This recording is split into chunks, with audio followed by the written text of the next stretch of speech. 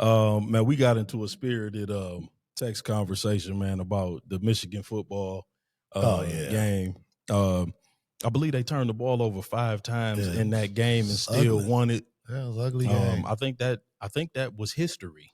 I believe that was history. I believe they're the only team in college football history to turn it over 5 times in a game and win. Yeah, it was ugly game. So I don't know if that's a feather in the cap or a reason to start cleaning house, but they did get the win, and we had a conversation about Sherrone Moore, and there's a lot of conversation about Sherrone Moore, and Bryce Underwood.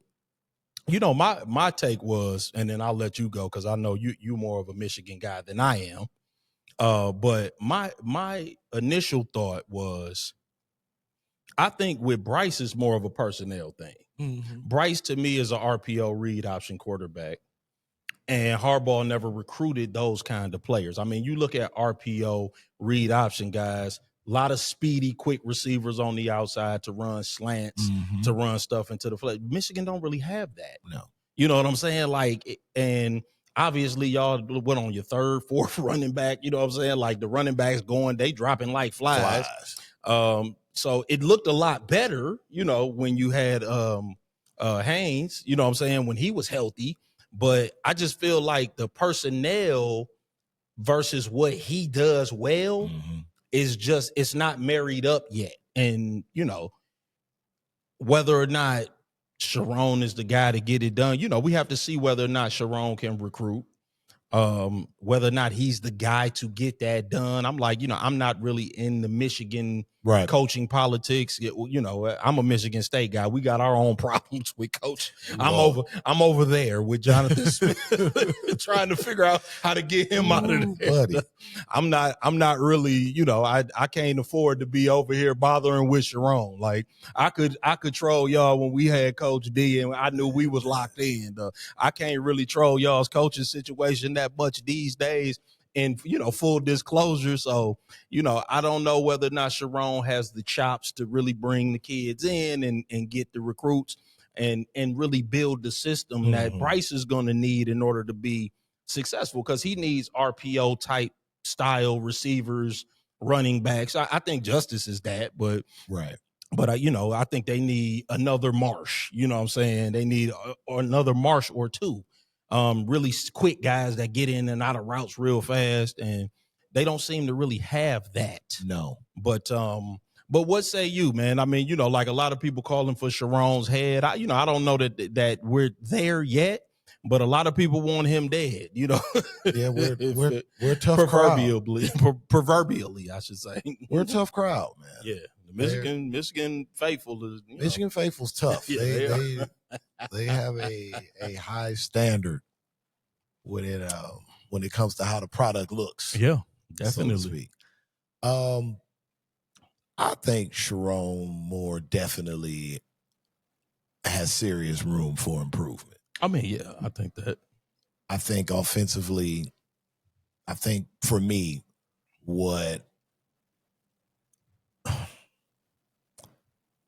it is the price tag for your QB, and I just want to see signs. Yeah, I mean, I think you've seen signs. Well, I mean, but it's gotten worse to me as the season has gone on. Yes, because Justice Haynes ain't there no more. That's true indeed. That hurts. But I mean, what I'm saying is that the off target throws.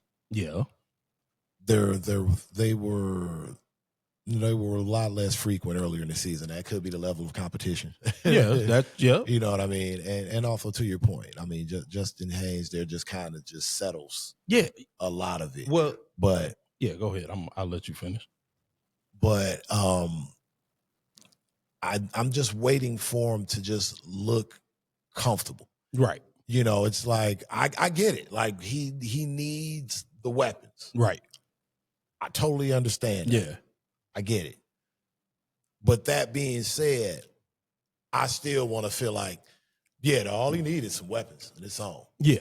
You get what I'm saying? Right, I got you. It's like I got you. It's whereas sometimes when I look at him, it's like, okay, you give him some weapons. He still might need to work with it for a minute before it's Yeah. Whereas opposed to it's a plug and play type of thing, or the system is catered to his skill set, like more so like it was for JJ. Right. JJ was just like, okay, everything just lined up straight. Great for him. And he had a phenomenal defense. Right. I mean, but he was a straight drop back passer. Yeah. That the Michigan offense is built for that. Yeah. Like, JJ was called upon to make a few throws a game where he had to fit it in a tight window and get it where it needed to go. And that's the Michigan, that's the hardball offense. Yep. And, with great running backs, great NFL level running backs. And, he delivered, what I'm saying? He was able to deliver on that, where I think Bryce is a little bit different. He's a different style of quarterback. Go ahead, nephew. You got something? You can keep going because I got a lot to say. Oh, okay. Okay. Yeah, but I just think Bryce is a little bit of a different style of QB. I don't think that he's going to bring that laser accuracy, but he's going to be better with his legs, and also with an RPO style quarterback. Justice Haynes is going to, when you hold the ball in his belly at that mesh point, he's holding those linebackers. They respect him. And forgive me, I can't pronounce the backup running back with the third string. What is it, Nowaski? Or when you hold the ball in his belly. You're talking about after Marshall. Yeah, after Marshall. Yeah. Like the level, let's just say the level of respect for his get off is not the same. The linebackers are scrambling or they dropping a lot harder and making those windows a lot tighter. For Haynes and Marshall, no doubt. Yeah, you know what I'm saying? So I'm like, it's the level of respect. So that's why, to me, earlier he looked more comfortable, because the mesh point with Justice Haynes, you got to respect that Justice Haynes can break the whole game open. And Marshall, still very serviceable, very good. The third string running back, not so much. So, all of a sudden, even when he was rotating in, the windows get tighter. It's harder to fit throws in. And now all of a sudden he's got to be a lot more pinpoint. So, what I'm saying? I think Bryce is, I think he's having some growing pains. But and then I don't ever think he's going to be like laser pinpoint accurate anyway, because RPO QBs tend not to be that. Right. But he's going to be explosive in other ways. I think, I just think that he needs a certain style of offense in order to unlock all of the things that he can be. Yeah, I mean, he doesn't even have a Lovelace. There. No, he don't have in the big tight end. Yeah, like and that's typically like a Michigan staple. It is. Yep, and then those guys are they factor heavily into read option, run pass option style of offenses as well. Yeah, and you're right. Like the tight end play is it's just not there. Like, so I just think they missing a lot of stuff that you need in order to support what he does very well. Go ahead, nephew. All right, just a couple of things I just got to say. So I know it's a big thing about the $12 million price tag, but if you take a step back and look at it, one, if LSU doesn't fold like wet toilet paper at the end of last year, he's at LSU sitting back behind Nussmeier and redshirting right now. He's not playing. Even with that, he still, even though it was a terrible game on Saturday, he still completed 66% of his passes. Yes, he still has room to develop as a passer, but freshman quarter, I know, like we like to say the future is now on this show, but in college football at the quarterback position, it takes time. The last time a freshman quarterback started in the national championship game was 2016, 2017, Trevor Lawrence. Yeah. That's how long it's been since a freshman quarterback really came in and it was like that. It was go time from there. So I'm not particularly worried about Bryce, and you would think that, okay, so then you think Sherrone's the problem. I don't think Sherrone's the problem. I just think that right now he doesn't have a full deck to play with, because no matter what happens, if it's wrong, he's going to get jumped on and they're going to say he should have did the opposite. Mm-hmm. He doesn't have the room to grow and make mistakes. he doesn't have the situation right now isn't conducive to a coach that needs to grow and make mistakes and learn from those mistakes right now, because the nature of college football, like we got Kurt Sitnelli at Indiana in year 2 as a national championship contender. Mm-hmm. So it's hard where you in a place where you got pieces that have the potential to be good, but right now we in a situation where everything has to happen now. That's why, think about it, why we seen so many firings in college football this year, because everybody's trying to stay ahead of the curve. Yeah. And then my third point to it is like and then on top of that, it's just kind of hard because decisions going into the year, they were making decisions to save their job. They not caring about do they care about 2, 3, 4, 5 years down the road? Yes, but a lot of the decisions that they made this past all season, as far as coaching hirings and whatnot, they had to make those decisions because they know if they don't finish 9-3, it's a good chance they losing their jobs. Yeah. No, I mean, no, to your point, Michigan is not a learn and grow job. No, it's not.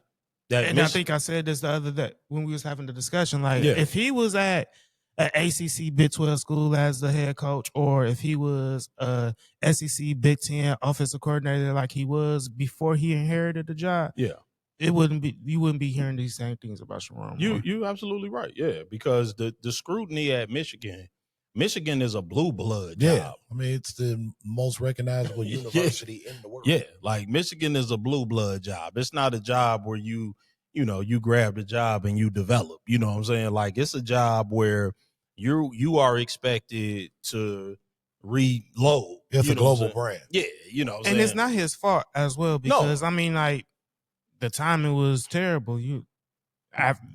Transfer portal and all of that's pretty much closed at that point.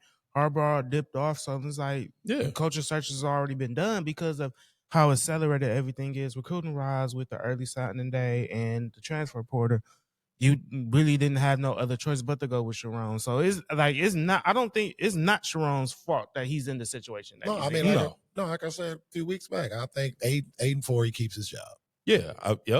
Listen, I agree. I don't think number one, I don't think he's a bad coach. Because to me, I think that too much is made of the X's and O's in college football. College football is about whether or not you can recruit. Yep. As long as you are not horrible on game day, James Franklin, as long as you ain't horrible on game day, like some of these dudes are bad on game day. Yep. But like if you just are average on game day, but you can bring in the players, you'll be fine. Like, on the other hand, I don't care if you the greatest offensive mind known to man. If you can't recruit, you're not gonna make it. You know what I'm saying? Like, so you need a good combination of the two. But the most important thing is to be able to get players. Yep. You got to be able to get the guys. And so, like, the jury is still out on whether or not Sherrone can get guys. If he can get players at Michigan, he'll be fine. Yep. You know what I'm saying? Because like you said, the Harbaugh coffers, it kind of was what it was. You know what I'm saying? Like, it wasn't great. It wasn't horrible. But if Sherrone can show that he can refill stunk it up for like 6 straight years. Yeah. If he could refill the coffers, though, I'm like, Sherrone gonna be fine. And I think he can, because you got Bryce this past year and Andrew Marshall. He wasn't the top 100. He was a top 175-ish player, but obviously he's going to be a difference maker. Yes. And then you got Savion Hitter coming in next year, number 1 running back. So I think he's able to get the players. Yeah. But I can see what's about to happen. Ohio State's about to come in next Saturday. And I know a lot of people are like, well, Michigan got this emotional advantage over them and whatnot. Man, listen. Nobody in that offense, nobody in that offense has played in this game. Let's be real. Like nobody in the everybody. Listen, bro. Joe Clatt every Saturday is talking about how young the offense is. Can we weasel out of this game like we did the COVID year? The Scarlet and Gray is bringing the belt. Yeah, that's just everybody knows what's about to happen. As a Michigan fan, I know what's about. I see what's about to happen in that game, and I feel like people are gonna have a bad taste in their mouth from that game, in that it's gonna just amplify everything. Tender booty. Yeah, Marlon outside right now. Get a switch. Like, bro. No, I mean, listen. Ohio State is like that though this year. You know what I'm saying? Yeah, like, man. This is one of them years. I mean, they're quietly putting together one of the best defenses of all time. Yeah, this is what I'm talking about, man. Like they might have 3 top 10 picks on their defense. I'm like, man, listen. There's one thing that's gonna happen a week from Saturday, and that's that. People like my man from Barstool Sports, Dave Portnoy, he talking about, he really believed that Michigan is gonna beat Ohio State. I'm like, listen, buddy, calm down. Hey, you got 7 freshmen starting on offense. Well, you had 7 freshmen starting on offense before Jordan Marshall got hurt. Tell him to keep whatever he's smoking close by while the game's on, because he gonna need it. Yeah, man.